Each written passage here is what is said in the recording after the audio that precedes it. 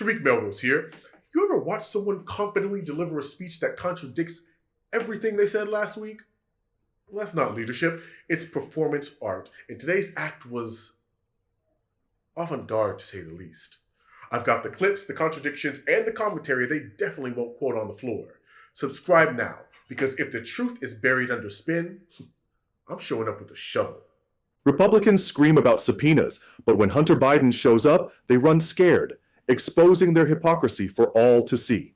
Stay tuned and join us in this video as we break down the lies, expose the GOP, and defend democracy. He complied with the subpoena. We would have expired. We would have loved that. Do any other members wish to be heard? Chair recognizes Ms. Mace from South Carolina. Thank you, Mr. Chairman, Chairman Comer.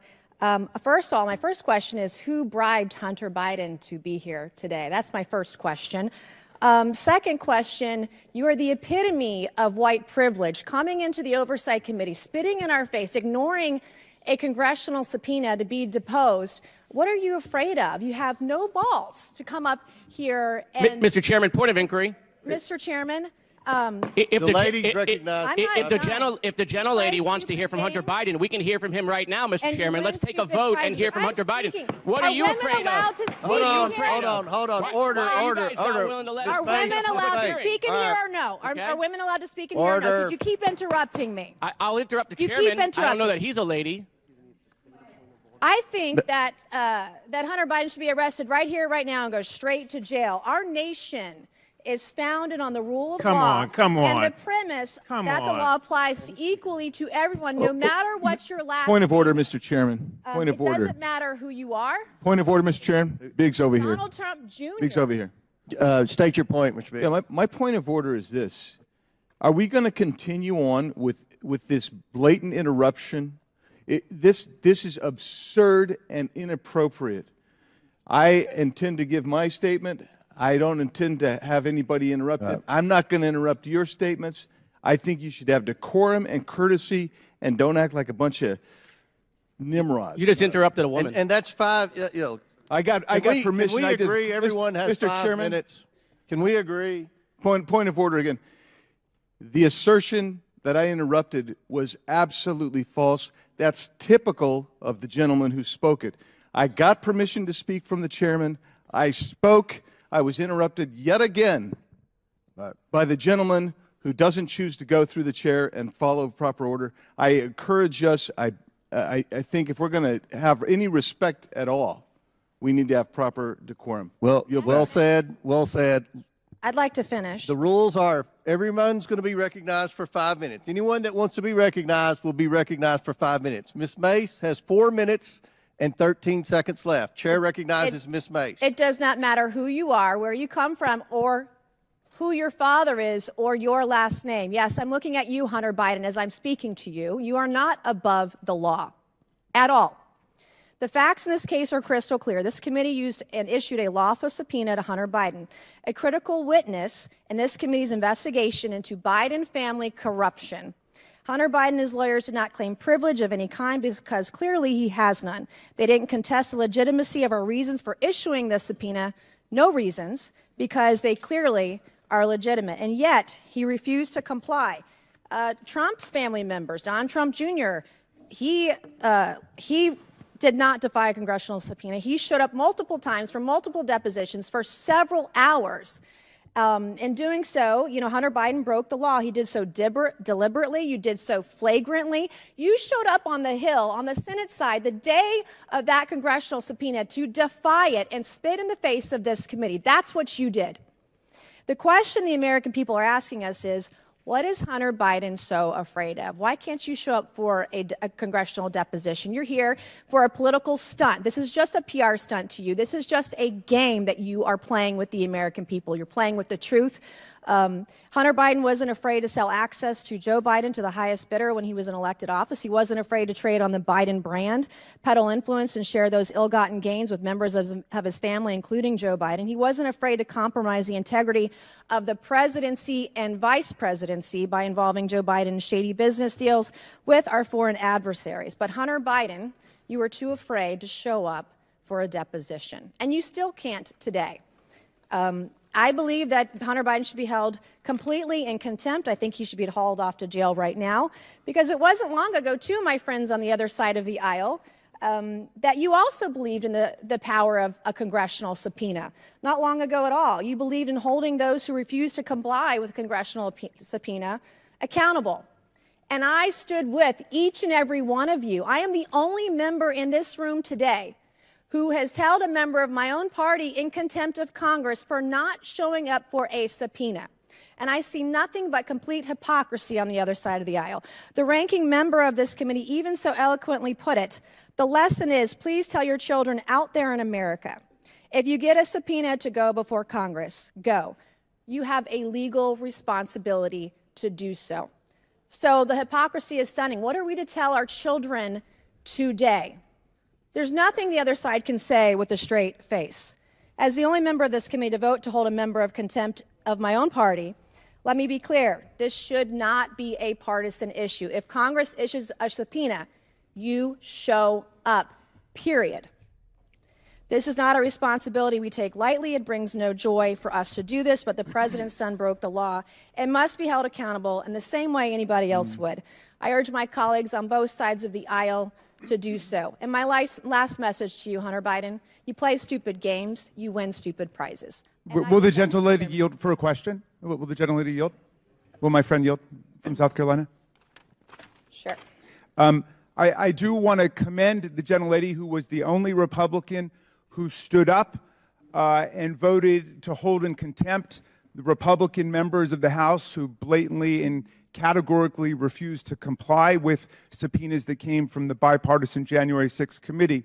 I would like to ask my friend, Ms. Mace from South Carolina, whether she's aware of all the case law which says that the committee has to engage in good faith interaction with the witnesses they've called, and they're supposed to arrive at a solution.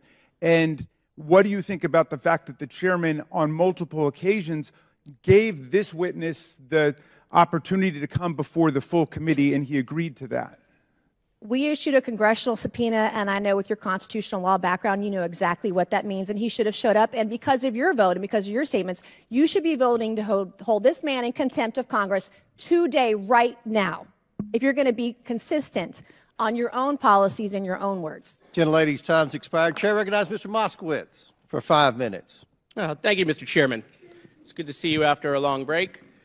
So I'm listening to the gentlelady from South Carolina about the witness being afraid to come in front of the committee. It's interesting. He's here. He doesn't seem to be too afraid. In fact, for some reason, the chairman, who on multiple occasions invited the witness to come on TV, apparently the chairman wants to pretend like his statements on television or in interviews don't matter, but it didn't happen once, it didn't happen twice, it happened multiple times. The chairman said the witness can choose whether to come to a deposition or to a public hearing in front of the committee. The witness accepted the chairman's invitation. It just so happens the witness is here. If the committee wants to hear from the witness, and the chairman gave the witness that option, then the only folks that are afraid to hear from the witness with the American people watching are my friends on the other side of the aisle. I don't know if there's a proper motion, Mr. Chairman, but I'll make a motion. Let's vote. Let's take a vote. Who wants to hear from Hunter right now, today? Anyone? Come on. Who wants to hear from Hunter? Motion's out of order. Yeah. No one. So I'm a visual learner, and the visual is clear. Nobody over there don't want to hear from the witness. What we just witnessed in this hearing is another perfect snapshot of how broken, dishonest, and hypocritical the Republican Party has become under the influence of Donald Trump. The Republicans, led by figures like Nancy Mace from South Carolina, are not in that chamber to uphold the Constitution. They are not in that chamber to legislate for the American people. They are in that chamber to perform, to scream, to rant, and to create viral sound bites that keep their MAGA base foaming at the mouth. Nancy Mace kicks it off with, "Who bribed Hunter Biden to be here today?" And right there, before a single fact is laid out, she's broadcasting exactly what this is, a circus. This wasn't a genuine inquiry. It wasn't a search for the truth. It was the opening monologue of a Fox News audition tape. Because let's be clear, Republicans aren't investigating corruption. They are manufacturing corruption, and their favorite scapegoat is Hunter Biden. The irony here is so thick you could cut it with a knife. Mace spends her entire time ranting about subpoenas, Hunter Biden supposedly ignoring a congressional subpoena, while conveniently ignoring that half of the Republican caucus defied subpoenas from the January 6th committee. They didn't just ignore them, they spit on them, laughed at them, and then raised money off their defiance. Steve Bannon refused to comply. Mark Meadows, same. Jim Jordan defied the subpoena. Every one of them wrapped themselves in Trump's flag and said, "We don't care about the law." And yet, here comes Nancy Mace, pretending to be the great defender of the rule of law. That's not law and order. That's lawlessness wrapped in hypocrisy. But the hypocrisy goes deeper. Mace actually praised herself for being the only Republican to vote to hold her own party members in contempt when they defied subpoenas. Okay, great. But what does she do immediately afterward? She turns around and launches into a baseless, venomous attack on Hunter Biden while ignoring her own side's corruption. You don't get credit for consistency if your next move is abandoning it the second it's politically convenient. And let's pause on the word privilege. She accused Hunter Biden of being the epitome of white privilege. Think about that for a moment. A Republican, a party that has defended Donald Trump's nepotism, Jared Kushner's $2 billion Saudi blood money deal, Ivanka Trump's fast-tracked Chinese trademarks, Don Jr.'s shady Russian back-channeling, and Eric Trump's pay-to-play golf club deals, is suddenly outraged about white privilege? Give me a break. That's not righteous anger, that's projection. Because if white privilege is putting your name on a luxury hotel while foreign governments funnel millions into it to curry favor with your father, then the Trump family invented the playbook. If white privilege is taking $1 billion bailout from the Saudis while your father is still under federal investigation, then Jared Kushner wrote the rule book. If white privilege is being so untouchable that you can literally incite an insurrection against the US Capitol and still walk free, then Donald Trump is the king of privilege. And yet, Republicans want us to believe that Hunter Biden, a private citizen, is the face of corruption? It's laughable.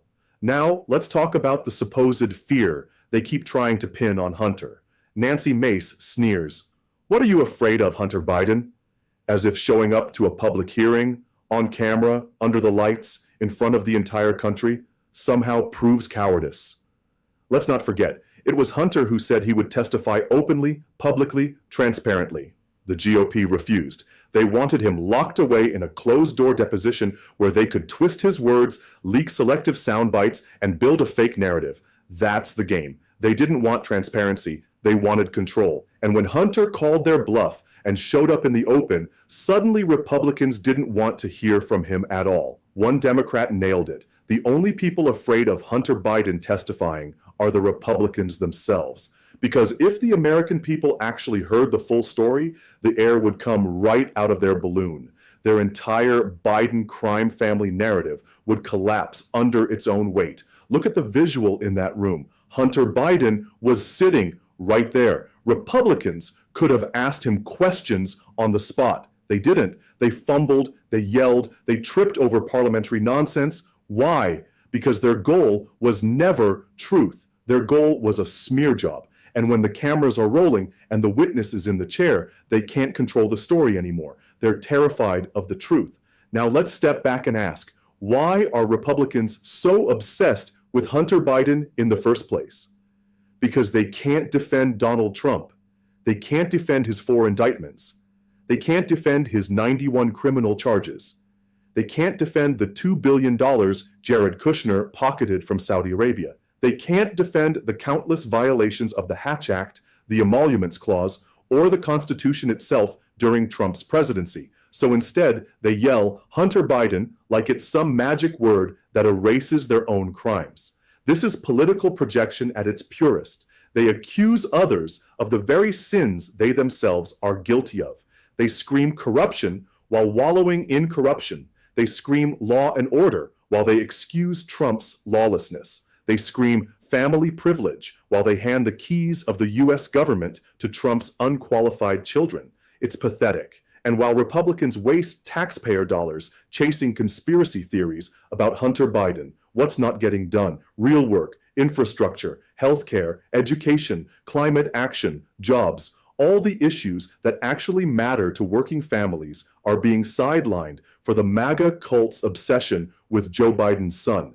Think about that. These Republicans aren't investigating oil company corruption. They're not investigating corporate monopolies ripping off consumers. They're not investigating billionaires dodging taxes. They're not investigating Jared Kushner's $2 billion Saudi payoff. No, they're investigating Hunter Biden's laptop. That's not oversight. That's overreach. That's abuse of power. Now let's call out another piece of the sham. Republicans keep saying no one is above the law. Oh, really? Tell that to Donald Trump, who is dragging out trial after trial, delaying justice, intimidating judges, and threatening witnesses. Tell that to the insurrectionists who stormed the Capitol, who Republicans now call hostages instead of criminals. Tell that to Jim Jordan, who ignored a lawful subpoena. Tell that to Steve Bannon, who mocked Congress. The GOP doesn't believe in equal justice under the law. They believe in weaponizing the law against their enemies while shielding their own. That's not justice. That's authoritarianism. Let's not lose sight of the stakes here. When Republicans weaponize congressional hearings as political theater, they undermine democracy itself. Oversight isn't supposed to be about scoring cheap points. It's supposed to be about accountability. And accountability means everyone, Republican or Democrat, answers to the truth. But the GOP doesn't want truth. They want spectacle. They want to keep their base angry, divided, and distracted, because that's the only way they win elections. What makes this whole charade even more pathetic is that the American people see through it. Poll after poll shows that voters don't care about Hunter Biden's laptop. They care about lowering costs, protecting health care, defending democracy, and making sure Trump never again sits in the Oval Office. Republicans are so out of touch with reality that they're campaigning on conspiracy theories while Democrats are delivering results. And maybe that's the biggest point of all. While Republicans scream about Hunter Biden, Democrats are cutting prescription drug costs. While Republicans throw tantrums in hearings, Democrats are rebuilding infrastructure. While Republicans waste time on subpoenas they don't even enforce on their own members, Democrats are defending democracy itself against Trump's authoritarian movement. So yes, this hearing was a circus, but it was also a revealing one. It showed us exactly who the GOP is, a party of chaos, corruption, and cowardice. And it showed us exactly who Democrats are, the only adults in the room willing to fight for truth, justice, and the American people. This has been Tariq Melrose Vlogs. We call out the lies, expose the hypocrisy, and defend democracy every single time. If you're sick of the GOP circus, if you believe in truth over propaganda, and if you want to see real accountability, then hit that subscribe button, share this video, and join us. Together, we will hold the line for democracy.